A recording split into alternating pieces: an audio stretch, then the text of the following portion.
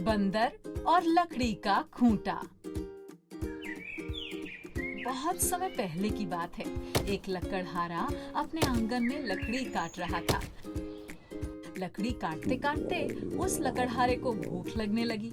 उसने एक आधे चिरे लट्ठे के बीच में एक खूंटा फंसा दिया ताकि वो फिर से जुड़ न जाए, और वो दोपहर के भोजन के लिए चल दिया। तभी वहां बंदरों का एक दल उछलता कूदता आया।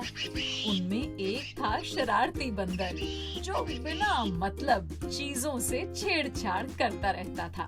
लकड़हारे का सामान देखकर बंदरों के सरदार ने सबको आदेश दिया, ध्यान रहे, यहाँ किसी भी चीज से छेड़छाड़ नहीं करनी है, ये हमें नुकसान पहुंचा सकती है। सरदार की बात सुनकर सारे बंदर पेड़ों की ओर चल दिए, पर वो शैतान बंदर कहाँ मानने वाला था। सबकी नजर बचाकर लगा शरारत करने। उसने पास में पड़ी आरी को देखा और उसे उठाकर लकड़ी पर रगड़ने लगा।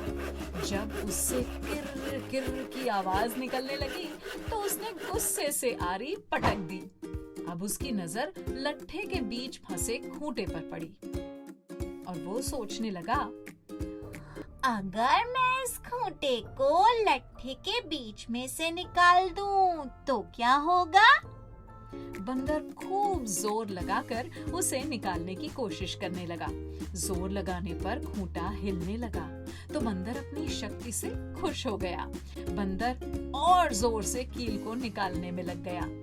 इसी कोशिश में कब उसकी पूंछ दो पाटों के बीच में आ गई, उसे पता ही नहीं चला। उसने उत्साहित होकर एक जोरदार झटका मारा और जैसे ही खूंटा निकला, हाय मर गया, हाय मेरी पूंछ, कोई बचाओ मुझे, अरे कोई तो बचाओ। बंदर की आवाज सुनकर उसके साथी बंदर वहां आ गए। उन्हें देखते ही बंदर ने भागने के लिए जोर लगाया तो उसकी पूंछ टूट गई। वो अपनी टूटी हुई पूंछ लेकर भाग गया और उसके साथी बंदर उस पर हंसने लगे।